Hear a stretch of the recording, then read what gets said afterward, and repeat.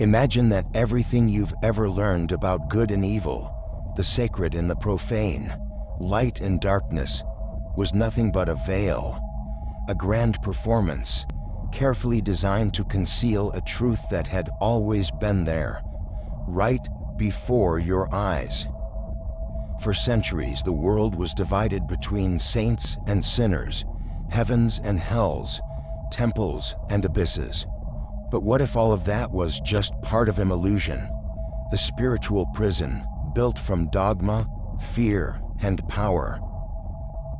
In the heart of southern France, among ancient hills and stone villages, a group of men and women dared to proclaim this. They walked barefoot, spoke softly, yet their words echoed like thunder between walls and altars. They called themselves Cathars, the pure ones. And their purity was not of appearance, it was of the soul. They believed that this world, no matter how beautiful it seems, was a trap, that behind the sunlight there was a shadow disguised as divinity, a false creator, the demiurge, who shaped matter as a prison for the spirit. For the Cathars, the true God did not dwell in temples nor demand rituals or offerings. It was a silent light, alive within every human being, an ancient memory asleep under the weight of imposed beliefs and cultivated fear. They did not preach from golden altars. They spoke in humble homes, in the fields, beside the poor and the sick.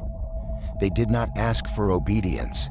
They invited remembrance, the remembrance that the divine spark was never outside, but within. And that is why they were called heretics, because they dared to say what few had the courage to, that no one needs to be saved, only to remember. The church could not bear it. What began as a whisper started to spread like fire through the valleys of Albi, Béziers, and Carcassonne. Men and women, nobles and peasants, began abandoning the church's rites for a silent, intimate, and free faith. And when freedom becomes contagious, power falls into despair. In the year 1208, Pope Innocent III called for a crusade, but not against foreign armies, against his own people. The official reason was the death of a papal envoy. The real reason was another: to crush a spiritual vision that liberated instead of controlled. The war spread like an eclipse. Entire villages were burned. In Béziers, more than 20,000 people were massacred. When asked how to tell heretics from the faithful, a commander replied, "Kill them all. God will know his own." And there, in the flames of intolerance, one of Europe's most beautiful spiritual traditions was reduced to ashes. But did the fire truly win? Because something remained, an echo, a whisper in the stones, a glimmer in the eyes of those who still feel that something is wrong with reality. The manuscripts were burned, the temples were looted, but the idea survived. The idea that the true temple lies within each one of us, that perhaps this world is only a mirror, and the reflection, a carefully crafted illusion. What if it's true? What if the story of the Cathars is not just a forgotten chapter, but a mirror of the present? A reminder that fear always tries to silence the like that threatens it. Perhaps forgetfulness is the true prison, and remembering the first act of liberation. They said the Consolamentum was not merely a rite, but a passage, an invisible portal between forgetting and remembering. When the perfectus touched the initiate, more than faith was transmitted. It was a vibration, a silent wave that realigned the soul to its original state of purity. There was no pomp, no incense, no altar, only silence, a touch, a breath that whispered, "Remember who you are." Some monks who secretly witnessed the ritual described something inexplicable, a glow in the eyes, an unshakable serenity, a field of peace so dense it made time seem to stop. It was as if the inner fire burned without pain, consuming all that was false. For the Cathars, that moment marked a symbolic death to the world. The initiate still walked among the living, but no longer belonged to the illusion. They lived lightly, like one walking among shadows, knowing the light awaits on the other side. And what's most curious is that similar practices appeared in distant cultures, separated by centuries. In India, the Siddhas spoke of Shaktipat, the transfer of spiritual energy from master to disciple. In Sufism, the silent transmission was a gift that awakened the seeker's heart. In Zen Buddhism, Satori occurred not through study but through presence, an instant when the mind dissolves and reality reveals itself as pure consciousness. The Cathars in some way touched the same source. Perhaps they did not learn it from books, but from their own direct experience with the inner divine. Because true knowledge, they said, is not learned, it is remembered. And that remembrance does not come from outside. It is born in the space between two thoughts, in the moment when the world falls silent and something within you awakens. To the eyes of the Church, this was an incomprehensible threat. If every human being could access God without intermediaries, power would cease to be vertical, it would become internal. Fear would lose its purpose, and a system built on guilt and penance would begin to crumble. That is why the Cathars were hunted not only as heretics, but as spiritual rebels. They did not raise swords, they raised consciousness.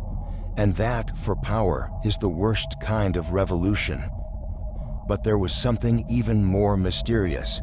Some chroniclers report that even after their extermination, strange phenomena began to occur in the old Cathar lands. Lights in the mountains, voices in the winds, and pilgrims who claimed to feel a different energy when visiting the ruins of Montségur, the last stronghold of the Perfecti. It is said that during the final siege, when all was lost, about 200 initiates chose to climb the hill and surrendered to the fire singing. They said that fire was not punishment, but the pyre of ascension, the flame that purifies and returns to the light, and that when the last body fell, the air smelled of lavender and silence. Historians call it legend, but there are legends that do not lie, they merely speak another language. Centuries later, scholars discovered Cathar symbols engraved on hidden stones, aligned with the constellations of Sirius and Orion. Coincidence? Or a message left for those who would come after, reminding them that the path of light is eternal, and that the soul, once awakened, is never lost. Today, science begins to touch the edge of that mystery. Neuroscience studies show that deep silence and introspection alter brain waves, expand mental coherence, and reduce the perception of separation. What the Cathars called remembrance, we now call expanded consciousness. The language has changed, the phenomenon has not. And perhaps without realizing it, we are returning to the same portals they once guarded.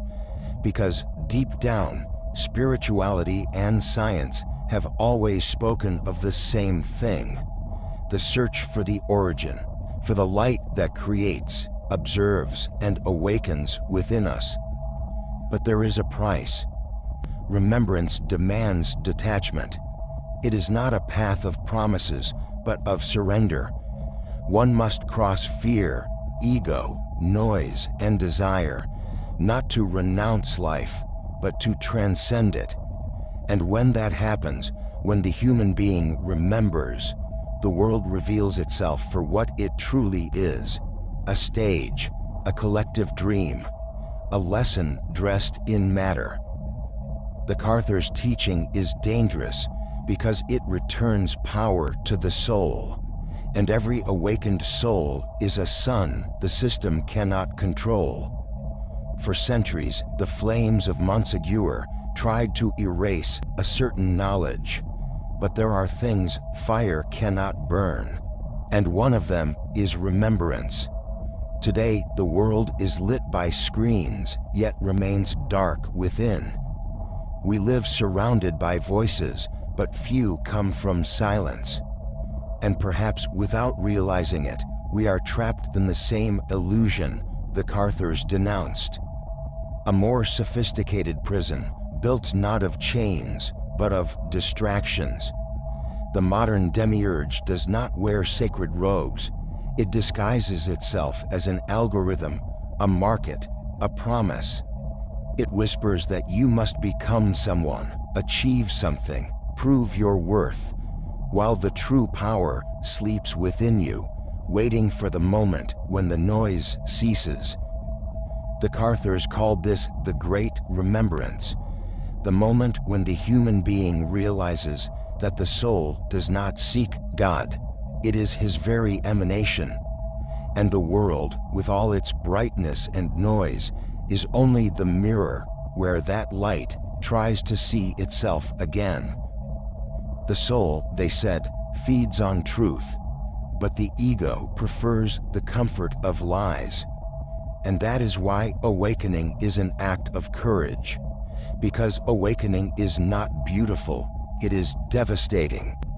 It destroys certainties, burns illusions, dismantles identities. But it is within that ruin that light begins to breathe again. The Perfetti knew this.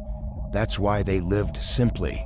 Few possessions, few desires, many pauses.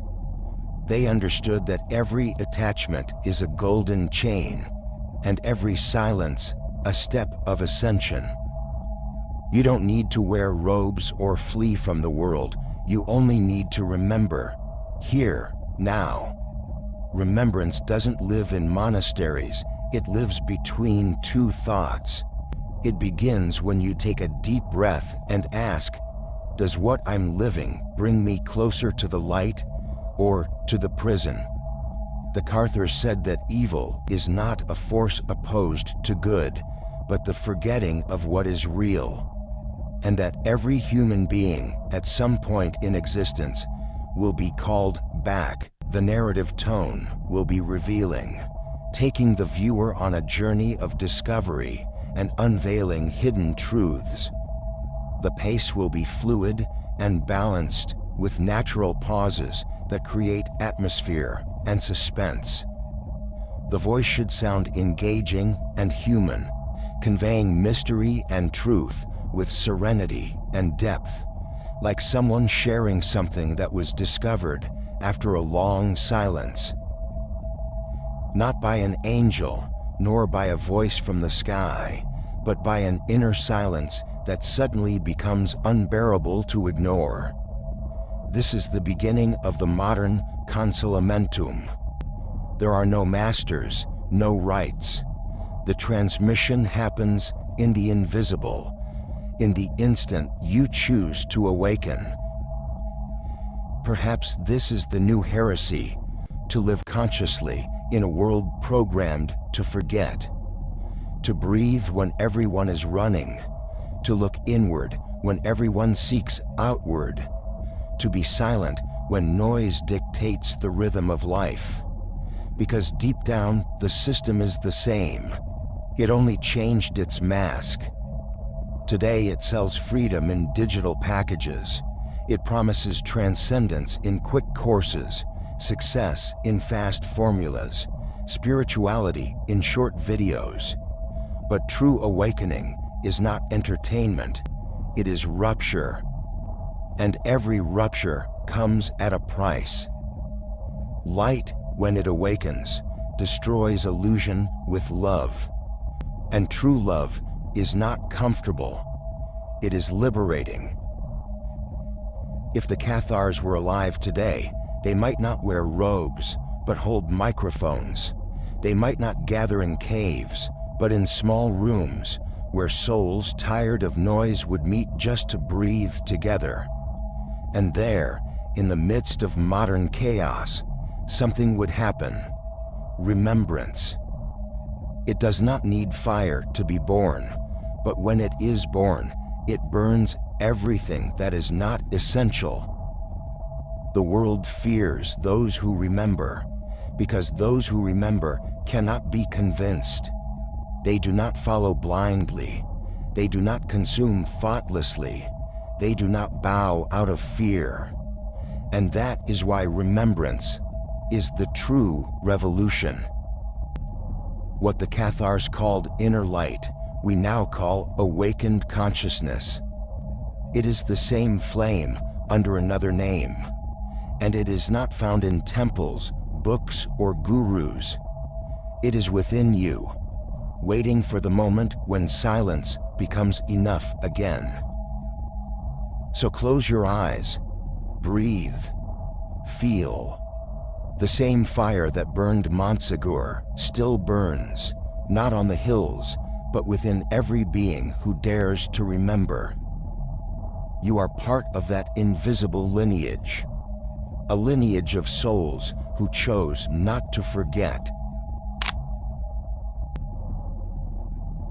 And now that remembrance has been rekindled in you, the question is, what will you do with this light?